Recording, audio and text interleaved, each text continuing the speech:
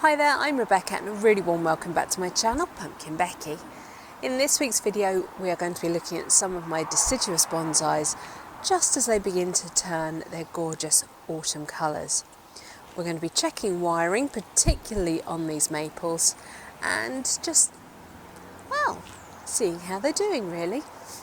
Let's get started.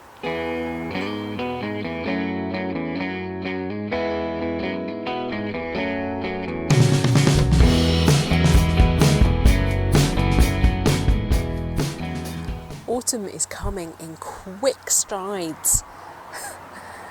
We've suddenly noticed this week the temperatures plummeting. I know some of our American friends have had frost already. We haven't. We're in the south of England and we don't tend to get frosts until a fair bit later. But the trees are beginning to show their autumn colours. And some have even dropped their leaves already. This is my Katsura maple, not to be confused with the Katsura tree, they're very different. And I did feature this on last year's autumn colour update video, whatever that was called. And I think, if I remember rightly, it was significantly taller.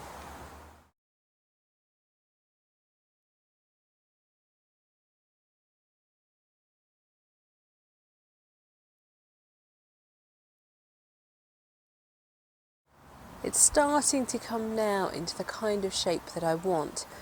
It is actually set fairly deep into this pot and it's grown its very own little tiny fern, which is adorable. These trees will be making their way into our unheated greenhouse fairly soon. Not quite yet. I think last year I probably did it a little bit too early, so I'm just going to hold back a tiny bit. Now this tree is sitting very low in its pot and it isn't really particularly attached. So I'm just lifting it. Being a standard flower pot, I have just laid some drainage mesh inside. I haven't gone to the length of actually wiring it in, fixing it. I've just laid it over those holes. And then I'm just adding some Akadama, pumice and lava, I have mixed up here, because I'd just like to raise the height of this tree in its pot. I'm not doing anything to those roots, I'm just going to be elevating the tree slightly. Quite a lot. And you can see it does need quite a bit of weeding. Some people will remove their moss completely when they overwinter their trees in the greenhouse. I don't. It may depend what kind of pests you have in your area as to whether that's necessary. I don't want all this fun top growth to actually start weakening the bark on this tree. Because the pot is flared and we've now lifted the tree quite a lot in that pot, there's quite a gap. So I'm just filling that.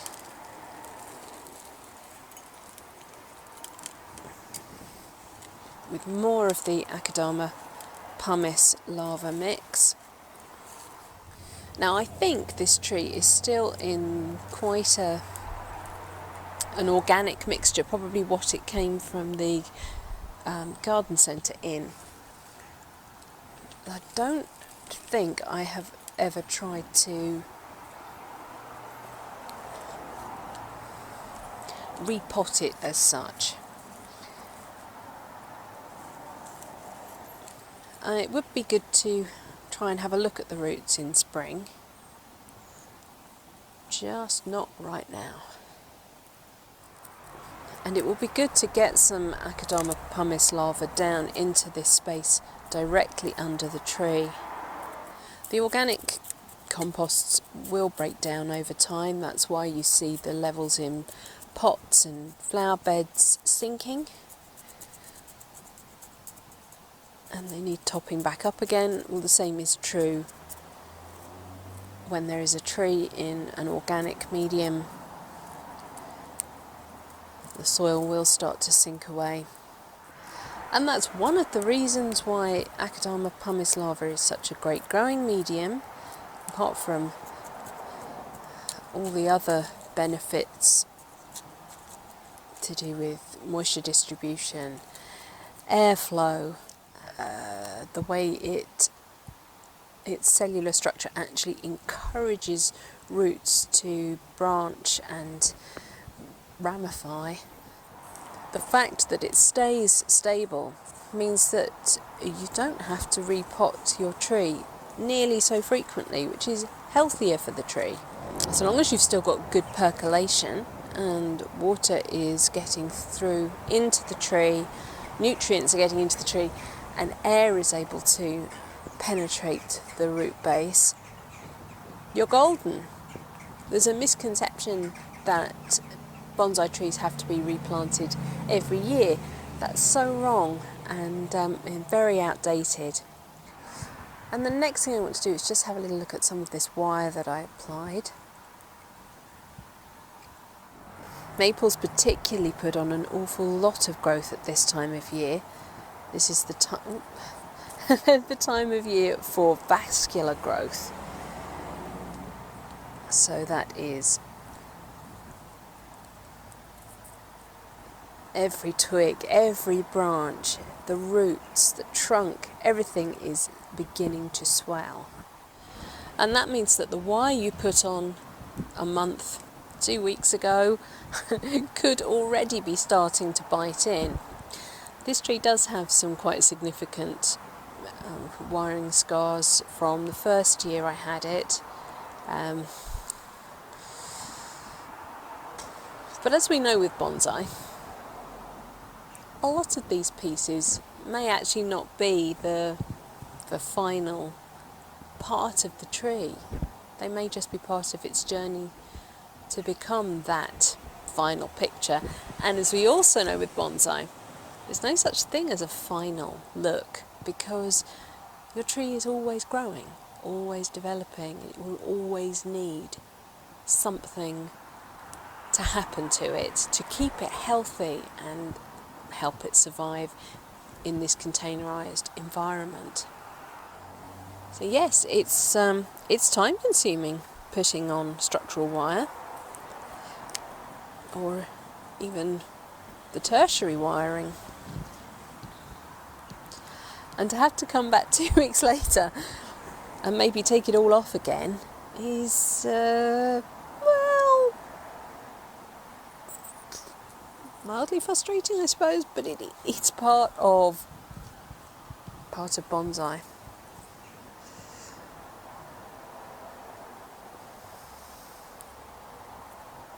And if you don't do this, you will have a bit of a disaster on your hands. In some cases, it's just a case of unwiring a little bit and then rewiring it maybe in a slightly different position, or just loosening the tension ever so slightly.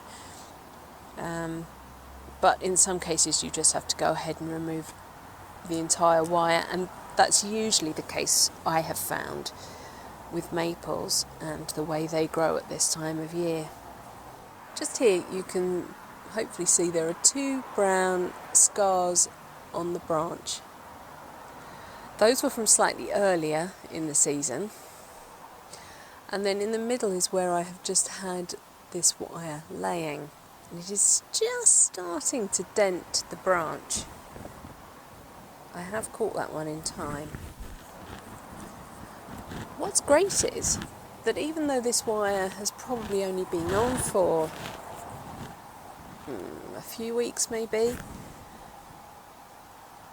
the tree is already holding its shape. So I can move this wire onto other branches and start to shape them, rather than then going back and trying to rewire the same pieces, because that's actually not achieving anything. It looks like I've done a fairly good job of helping the tree just have 2 shoots in places, so bifurcating, rather than allowing it to have 3 shoots, trifurcating.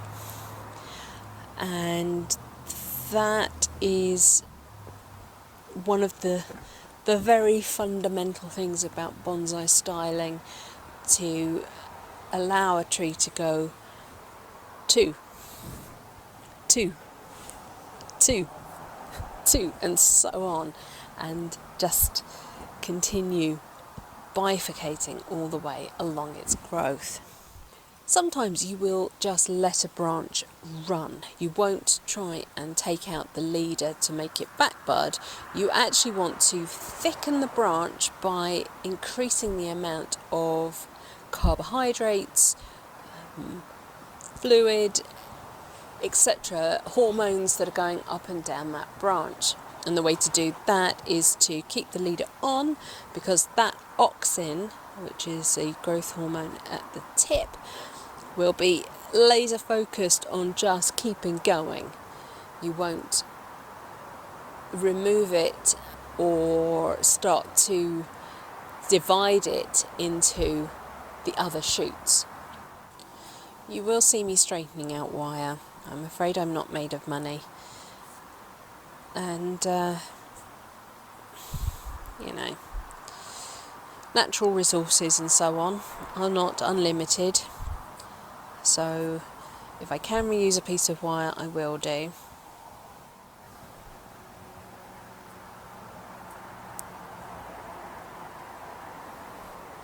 You will always see my concentrating face when I'm wiring, because I'm not very good at it. I am the first to admit. Don't try and learn from my wiring techniques, please.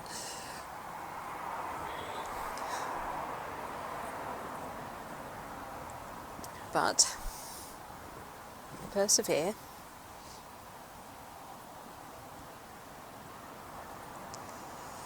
A for effort.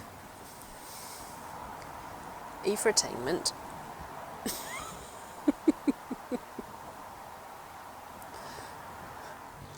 I can actually start to see pink buds appearing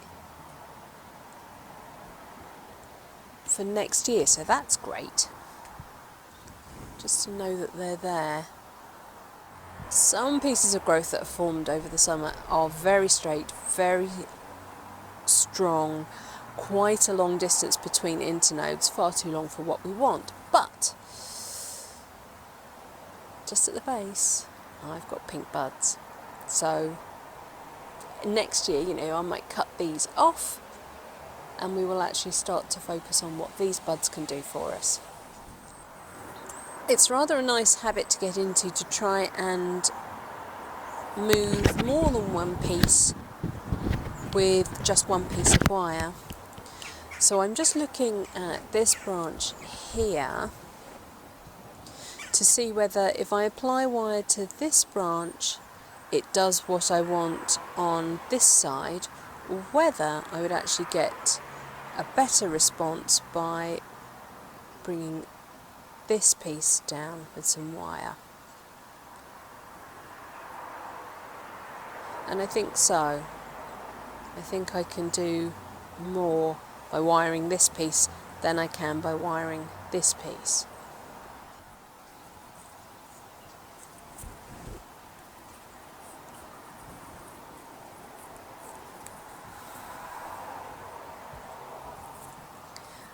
And so I need to be checking these wires every couple of weeks.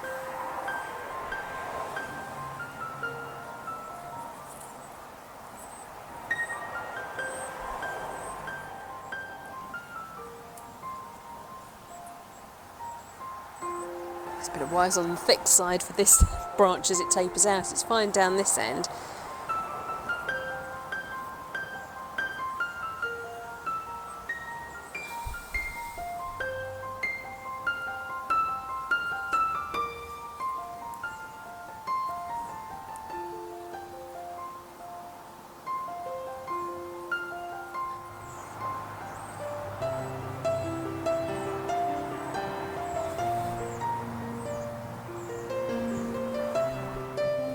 Let's have a little look at this branch that I've just wired.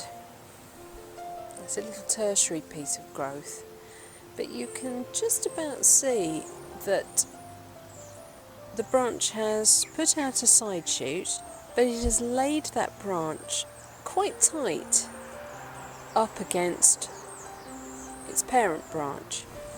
And so by wiring, we can encourage that to separate.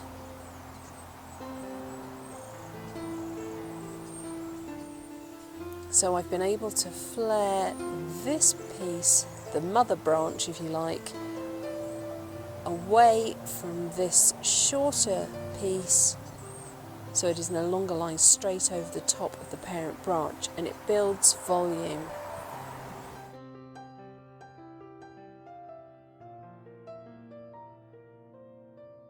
It is actually the right time of year to remove some strong growth, and I can see that up in the apex I've got some things which are a little bit overly strong. Apical growth will be.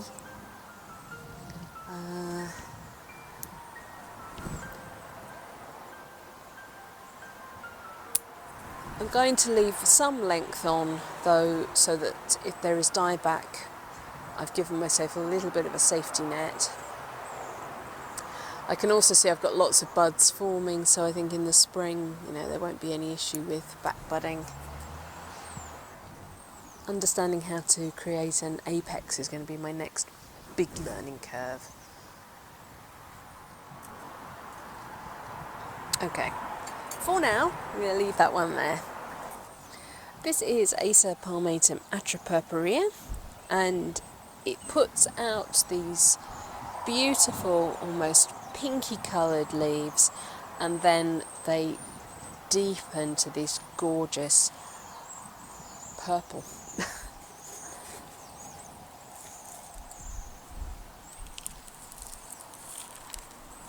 It is a stunning plant, whether you use it for bonsai or just a gorgeous ornamental in the garden. I've worked quite hard on this tree over the summer, and it is certainly repaying me. It has quite a nasty wire scar running around here, but maybe we can develop that out. I did rewire this one not that long ago, so I may not have to do too much to it, although I can already see the bark is starting to indent, so let's be good and take it off. It is actually a lot easier to assess the shape of a deciduous tree once all its foliage is off, which is why in the spring many practitioners will actually go ahead and remove all the leaves from a tree, known as defoliation, so that they can really look at what the tree is trying to do.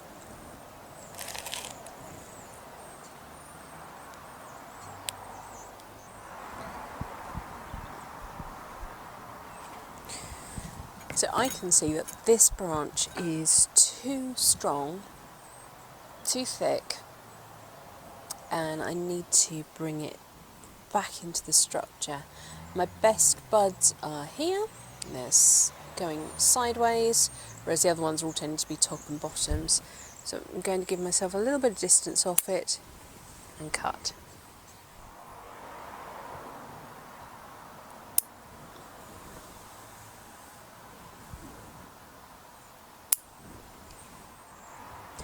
And I will come in and cut paste over anything that I have done there with both trees. This tree just seems to get smaller and smaller and smaller, but I think they're good decisions for it.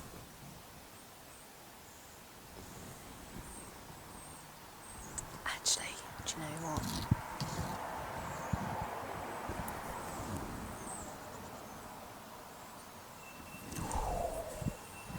It's bold, but I'm actually going to take off the whole of this branch, I think. And then hopefully everything will bud from further down and we will start to get almost more of a shohin size. Oh, I've done it. There you go.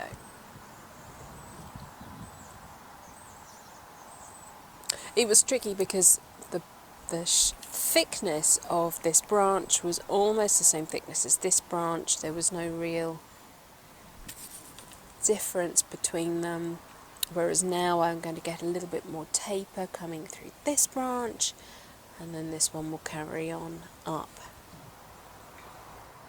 We're now coming to the last two trees for today. By no means the last two trees in my collection. This little thing, I have absolutely no idea what it is. No idea at all. But it's kind of making a very interesting, wiggly, sort of maybe a cascade. I'm going to dial you in so you can have a look at the leaves, because if anybody's got any idea what it is, that would be fabulous. I've tried putting its photograph into those identification apps and just had no success at all. What do you think?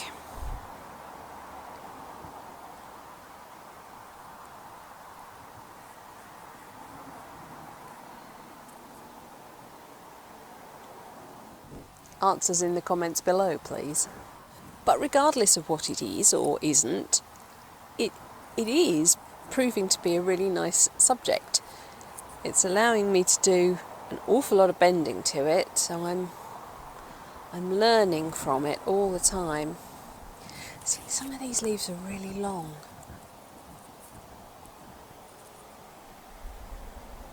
What is it? I wish I knew. I think it's a seedling that I've dug up from somewhere. Maybe in the front garden. I get all sorts of seedlings coming into the front garden. But I've just no idea. To reduce the length of that one. So yeah, my thinking is cascade or semi-cascade at the very least. Looks like I might have lost the tip.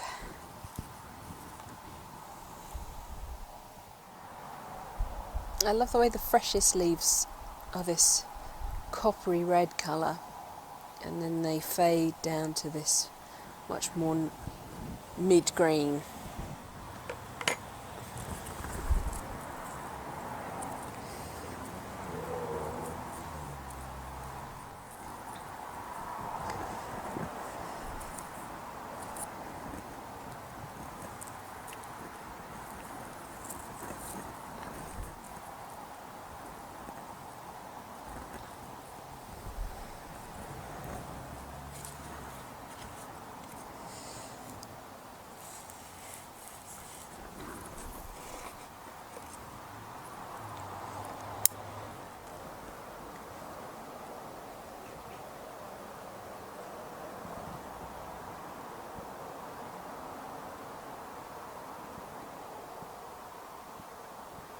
Definitely see that doing that kind of a semi-cascade.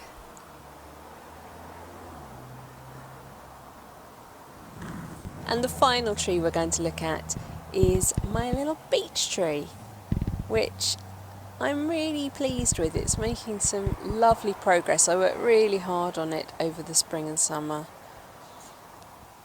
Its shape's really starting to develop, and I even think I have found its pot. It's a little drum pot. I love drum pots. I love the studding. It's got a really pretty glaze on it. It's cream, but it's almost flamey.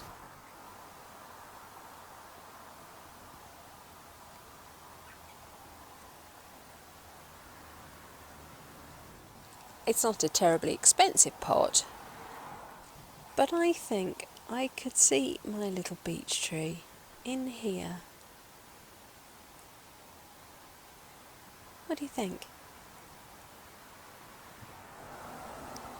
Maybe it's a bit big. I don't know. I just like it, and I like it with this tree. So I'm going with it. I think this becomes the front of the tree. I wasn't sure, I thought it was dead opposite, but I like the shape that this root creates as it comes out, and the thickness of this branch is diminished by making it the back branch. So these little trees will now start to make their way into the greenhouse very soon. For the moment, what I'll do is just move them close to the greenhouse. I need to do some serious cleaning out in there. Reorganisation. I've got a lot more dahlias this year than I had last year. But because these have been worked on, I had a little bit of pruning. I do want to make sure they get protection, maybe a little bit earlier than some of the other ones which I haven't worked on. Right, well that's it for this week's video. Thank you so much for watching. Please remember to rate, share and subscribe to me here on YouTube. And until next time, bye!